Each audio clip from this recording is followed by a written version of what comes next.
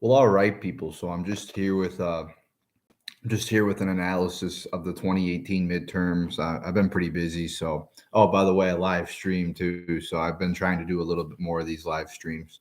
Um, but yeah, so what happened? So the Republicans uh, kept the Senate, and you see Donald Trump coming out saying this is a big victory for Republicans since they kept the Senate.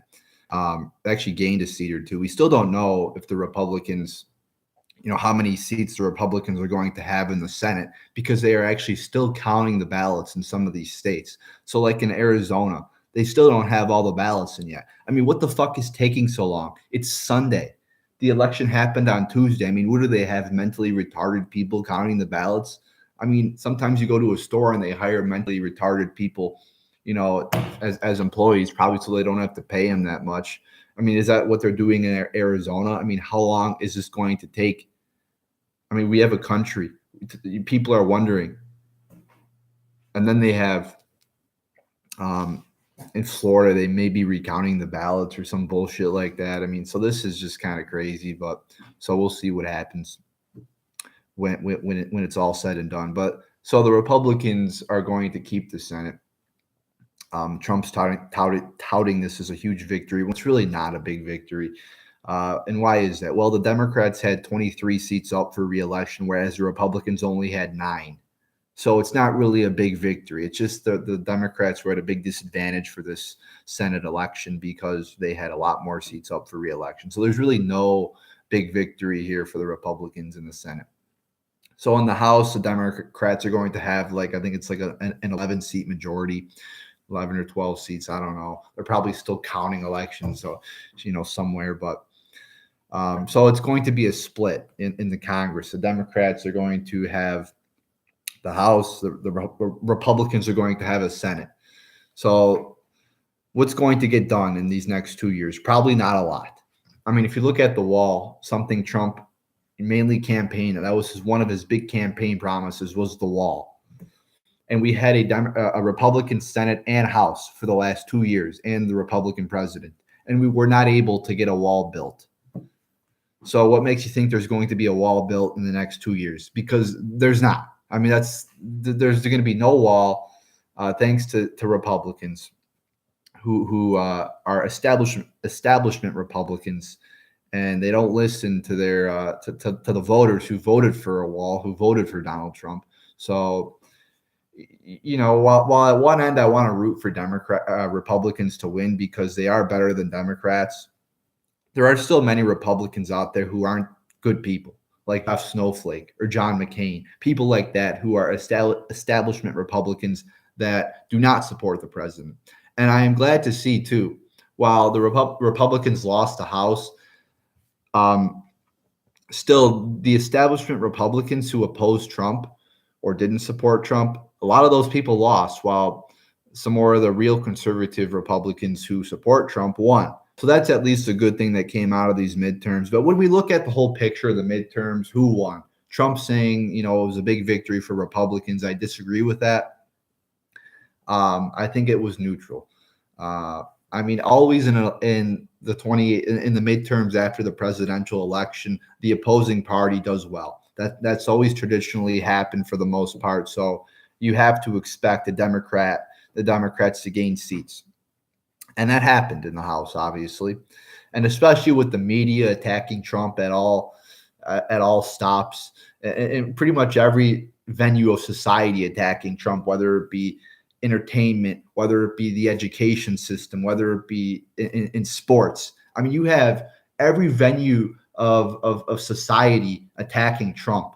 So, I mean, obviously, you would expect the Republicans and Donald Trump not to do well, but surprisingly, they're not doing too bad for themselves. I mean, Trump's approval ratings have actually gone up over the past year. They're actually pretty high. They're actually in the mid 40s, which isn't bad. Again, for the country we live in today, it's not too bad. So I guess as a Democrat, you could look at it as, yes, we now have control of the House. That's a good thing. They did gain some seats. I mean, it wasn't, like I said, it wasn't a big victory for the Democrats. And as a Republican, you could look at it as we still have control of the Senate. It wasn't a complete blue wave. And now that the Democrats have control of the House, I think they may expose, they have a lot more power than they did after 2016.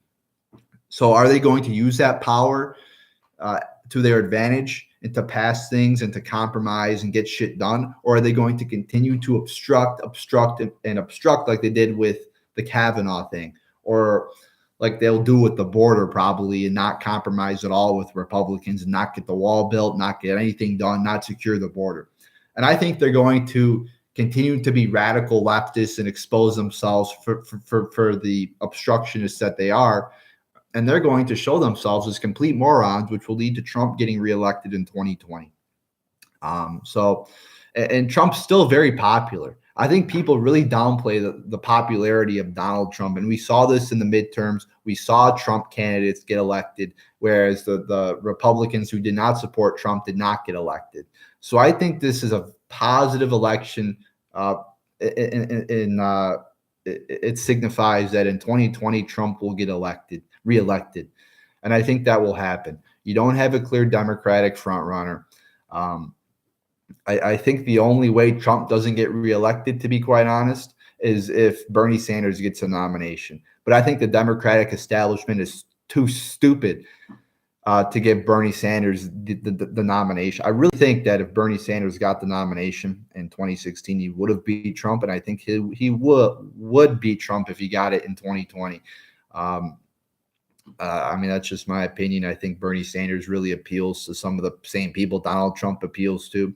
And I think a lot of Bernie Sanders supporters did vote for Trump, or at least sat out the election and didn't vote for Hillary.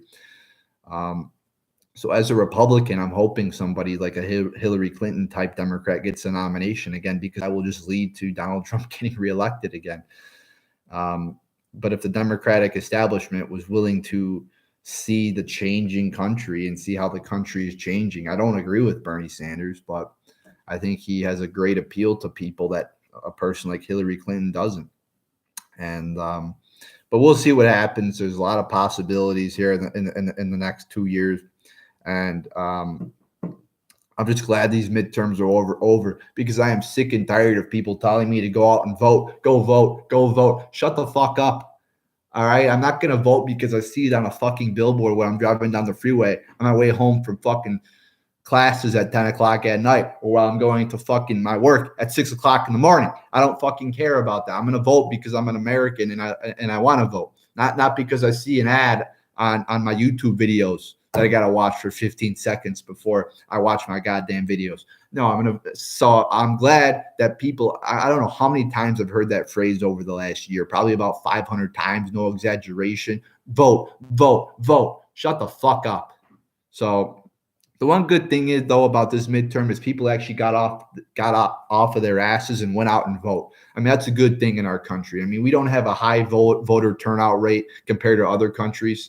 I mean, we don't value that privilege the same as other countries do, because it really is a great privilege to have when other countries are corrupt and really don't have a system of Democrat voting, democratically electing their representatives. I mean, we still are corrupt in our political system, but at least we could go out and vote. And a lot of people are fucking lazy and don't go out and vote. I mean, even in the presidential elections, it's like 50% turnout. So at least more people went out and voted. So that's good to hear. But people, you should really care about politics. You should really care about who's in office, because that affects your life. That affects really every avenue of society. So you should really go out and vote. I mean, you don't have to pay attention to it 24/7, but at least get informed on the candidates and at least vote for the main things like, Congress and shit like that, and president. So there you go, people. There's my thoughts on that, and there's my analysis on the 2018 midterms and the future. So we'll see what happens. It's definitely an entertaining state of politics right now with Donald Trump. He makes politics fun. He makes it entertaining. So we'll see what happens in the next 2 years.